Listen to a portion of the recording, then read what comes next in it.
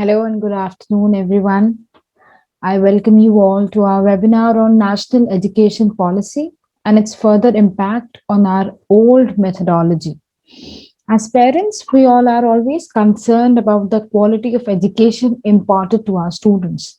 This webinar will surely help you to understand the major changes that you will see in the days to come. So, without much ado, we'll quickly start with the presentation. So, as you can see here, the key principles of NEP 2020 are as follows. The National Education Policy, it talks about respect for diversity and local context, equity and inclusion, community participation, use of technology, emphasize on conceptual understanding, unique capabilities. Yeah, when we say that all the children are born with unique capabilities, they're all unique in themselves. We somehow need to recognize and identify each of their unique capabilities. Yeah, each of the students' capabilities, and then work upon it. Then critical thinking and creativity, continuous reviews. Obviously, these are the basic or the key principles of NEP 2020, and each of the principle or each of the rule written here will surely be taken into consideration from now onwards. Next slide that we come across is the transforming curricular and the pedagogical structure. If you can see here, there's a bit of difference in the previous academic structure and the new pedagogical and curricular structure. Yeah, now the new pedagogical structure talks about the four different stages in which the schooling education, the schooling will be done. Yeah, the first stage is the foundational stage, as the name suggests. The foundational stage, yeah, it contains 3 years of the pre-primary classes and 2 years like classes 1 and 2, making it 5 years in total. Yeah, five classes, which talks about play and activity based learning. The next one talks about the preparatory stage. The preparatory stage, that is the three classes, that is 3 to 5. It talks about the activity based and interactive classrooms. If you can see here, there are a lot of things in foundational stage, play and activity based learning, pedagogy of early childhood care and education, focus on teamwork and cooperation. This is what will be taught in foundational stages. Yeah, these are the basics of life. Yeah, if a person is not see, we can see the third point, focus on good behavior, courtesy, ethics, personal and public, just a second, public hygiene and cleanliness, focus on teamwork and cooperation.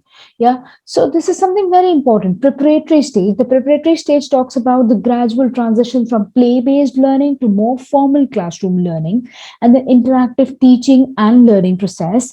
Introduction of subjects including physical education, art, languages, science and mathematics. Obviously, slowly and gradually we'll move on to the middle stage. The middle stage consists of again three classes, but ranging from class 6 to class 8. Yeah, here the students learn about subject oriented pedagogical and curricular methodology. Yeah, subject oriented, it has to be core mathematics or core science and social science and humanities and arts. Yeah, and last but not the least, the high or the secondary stage of the high school. Yeah, this is the place, or this is the stage when the children are to, like, they're ready or they have already thought of it and what are they going to be, or they have already set an aim. Yeah, so these are the 4 years of multidisciplinary study, wherein greater depth and greater critical thinking and greater attention to life aspirations. Yeah, so these are very, very important. Life aspirations. Yeah, the child has already aimed at something, and then we are working at those things, and then we're critical thinking. We're applying critical thinking. That is this the good way? Yeah, the road not taken. I believe everybody has heard of that point. So, will the road that I don't take will be beneficial for me? This is where we decide all these things. Highlights of pedagogical structure. These are the highlights of the pedagogical structure: competency based education, integration of subjects, development of scientific temper. The fourth one is the most important one that we all must remember here: no silos. That means there will be no hard separation between the subjects. There will be no hard separation between science and humanities and sports and arts and academics. Yeah, they all somehow will lie under the same shelter, and then children can choose it as per their needs. Emphasis on digital literacy. The emphasis on digital, this is very, very important. I think in times of corona, we all have understood how important it is, how important this digital literacy is, yeah. And then most of our children have already become literate, yeah, digitally literate. Promotion of multilingual teaching, this is something very, very important, and we as parents and teachers also must understand it's not about English all the time, it's about the concepts, yeah. If the concept is clear to the child, he will surely be able to catch up, yeah. But if the concept is not clear, and even if he is very, very good at any language, be it English, Hindi, Punjabi, or whatever, yeah, he if he lacks that conceptual knowledge, yeah, he will not be able to move ahead. Then introduction of contemporary subjects, these are the contemporary or the new subjects that will be included, such as artificial intelligence, holistic health, data science, organic living, design thinking, and machine learning. These are very, very important, and these are the new skills that will be added to our curriculum to help out the students come out in a better way with flying colors. Year-long course, this is something that will be taught throughout the year. Survey and hands-on experience of a sampling and of important vocational crafts such as carpentry, electric work, metal work, gardening, pottery making. There are so many other things that we are that the new education policy talks about. It is all about the skills, the new skills that the students must learn. It's not about the bookish knowledge all the time. Yeah, it's about your. It can be about your surroundings. It can be about the locality where you live. If you do not know the locality, it does not matter how studious you are. Yeah, decided by states and local communities as mapped by local skilling needs. Mathematics and computational thinking, this is something very, very important. Mathematics has always been very, very like I would say it has always been a favorite subject for the students. Oh no, not the students, but basically for the parents, just because you always want good marks in maths and all that, yeah.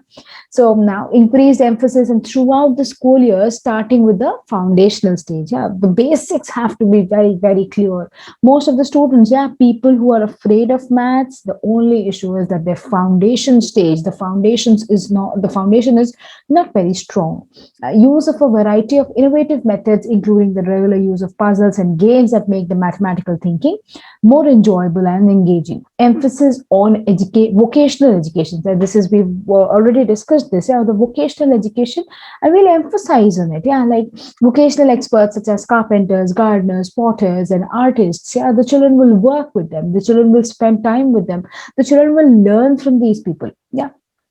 So these are the basic skills of life that you'll always need to live a better life, I believe. Yeah, in India we have so many other helpers, but when you talk about abroad countries or when you talk about foreign countries, they do not have a lot of labor class. Yeah, just because most of the people do paint, the people paint themselves, people do a lot of things themselves, and that is how we're supposed to live. Yeah. Then internship opportunities will be given to the students. Yeah, by 2025, at least 50% of the learners shall have exposure to vocational education. I believe that will be the best thing.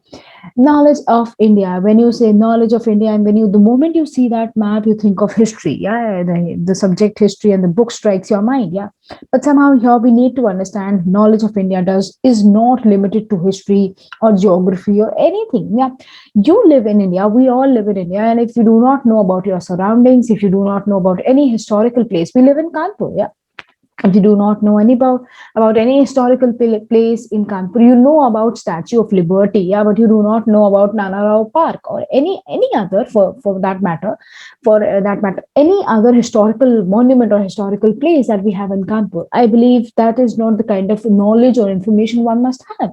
Now, this is very, very important to have knowledge, good knowledge about your surroundings, the crop cultivation, the forest management, the traditional crop cultivation, natural farming, etc.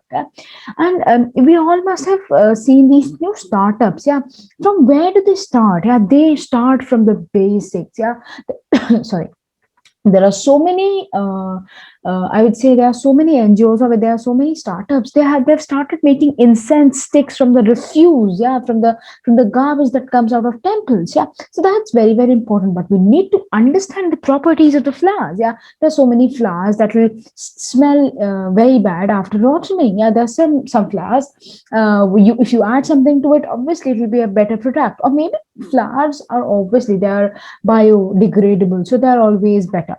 So this is something, this is all about knowledge. Yeah, the more you gain, the more you study, and this is not about the bookish knowledge, and this is not about learning all the time. It's all about, all in all, about the knowledge that you gain from your experiences that happen around you.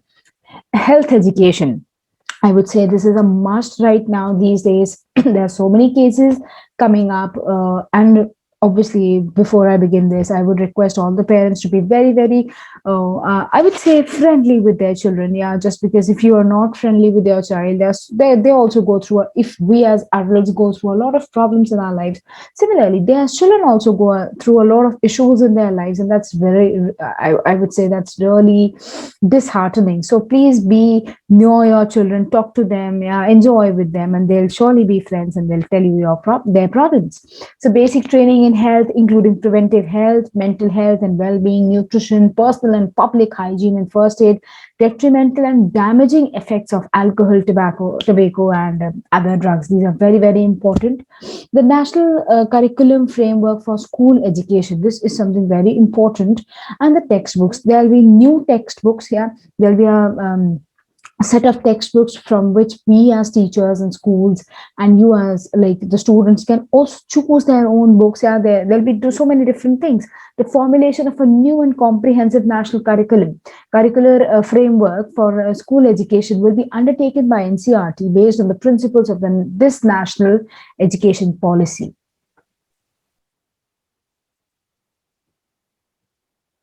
Yeah. And then all the textbooks shall aim to contain the essential core material deemed important on a national level, but at the same time contain any desired nuances and supplementary material as per the local context and needs.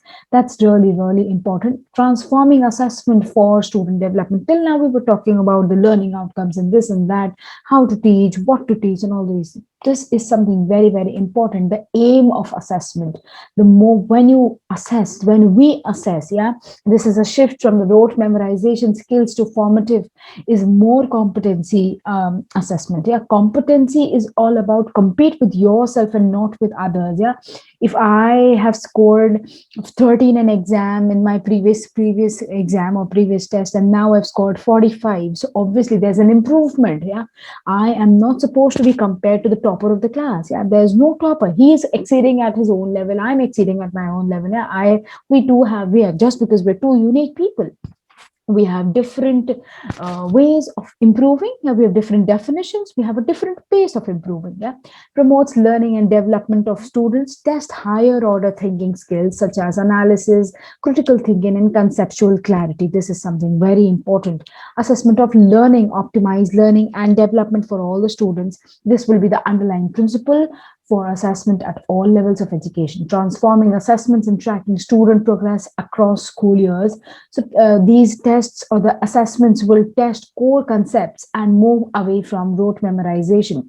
Conduct assessments for all schools, conduct student data is anonymized, public disclosure by schools of their overall outcomes, and use data for continuous monitoring and improvement. Achievement of basic learning outcomes through the assessment of core concepts and knowledge from the national and local curricula, along with the relevant higher order thinking skills and application of knowledge in real life situations rather than rote memorization. This is something really, really important. And now, from now onwards, grades 3, 5, and 8 students will also sit for different kind of examinations wherein their basics will be tested, the core concepts are pure or not. Yeah. So, when you talk about the new education policy and everything, yeah, there are a lot of expectations from the school as well as from the students and teachers and parents. So, we'll discuss all of them.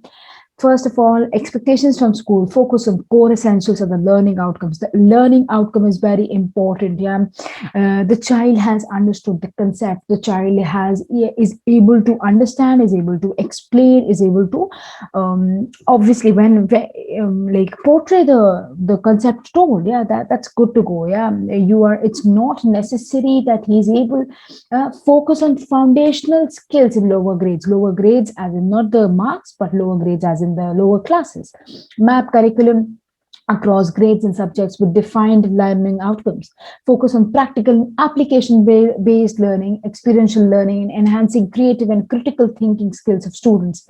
Stress on importance of foundational skills of literacy and numeracy. This is something very, very important. You must have seen children being in class 8th and 7th and still not able to read, yeah, not able to divide and all that. This is something that will be kept in mind. The foundations have to be very, very strong, and that is why these exams at grade 3 and grade 5 and grade 8 will be introduced, yeah, so that the core skills can be tested. Bring changes in classroom teaching in alignment with NEP. This is what is expected out of schools. Yeah, we'll define, adapt, adopt learning outcomes and link assessment with the defined learning outcomes. The assessments that we take will be linked to the learning outcomes. Bring changes in the assessment pattern, as we have already discussed the assessment pattern. Just because there's so many different kind of learners, yeah, there are so many people who learn by seeing, there are so many people who just learn by hands-on experience. Yeah, they wish to try it out and then they learn it very quickly. So that's very, very important. Adopt varied modes of assessment. Yeah, there'll be different modes of assessment for different people. You're a different kind of a learner, you have a different kind of an assessment. Yeah, it will not be this will not be any more that kind of assessment wherein you are telling the fish and the elephant to climb a tree. Yeah, just like the monkey. So these are three unique people have with their three different ways of learning. Yeah, a fish, a monkey, and obviously an elephant. Yeah, they're all three different people. Similarly, all students are different, all learners are different, and they all need to be treated in different ways. Remove separations between subjects and disciplines, we've already discussed, and vocational training to students. Enable access and retention. Yeah, track each child and ensure there are no dropouts. There should be no dropouts. Create safe and conducive environment for learning and teaching. It's not about the child is scared to come to school and all those things.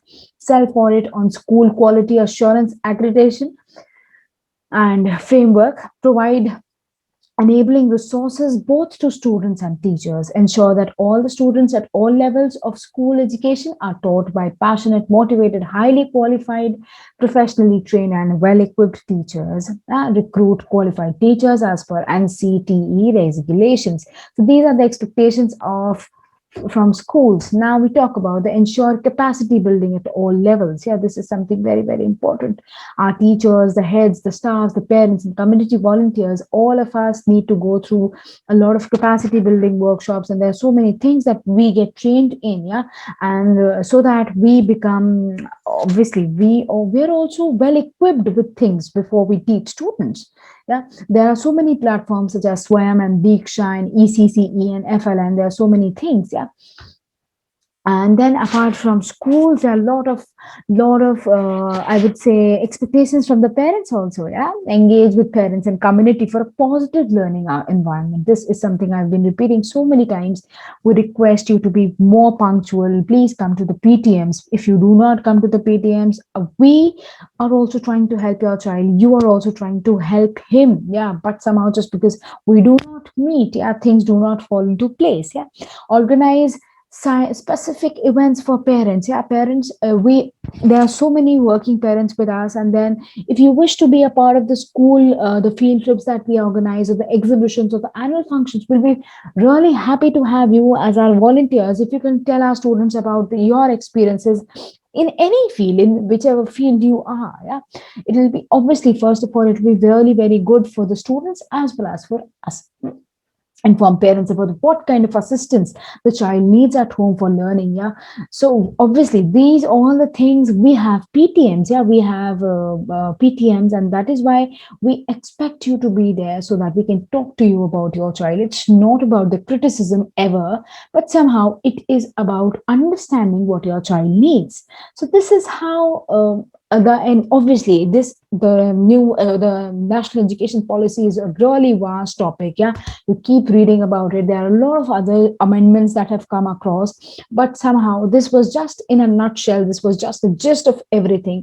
And then I believe things are clear. Yeah, they're obviously, and slowly and gradually as things fall into place, as the changes come, yeah, as there are amendments that are applied, yeah, there will be things that will become more clear to all of us, be it the parents or the teachers, and slowly and gradually. And but I would say here that I would say this 2021, and within 9 years we expect that these children, yeah, people who have children studying in grade 4 or 5, yeah, when they come out of schools, yeah, they'll be surely they will be vocationally trained. They'll be having so many skills, the new skills that the children need today, and that would be very very important. So I hope we all had a great our time with learning about the new education policy or the national education policy, and happy learning to everybody. Thank you for coming here. Thank you for being with us, and thank you for sparing time with us.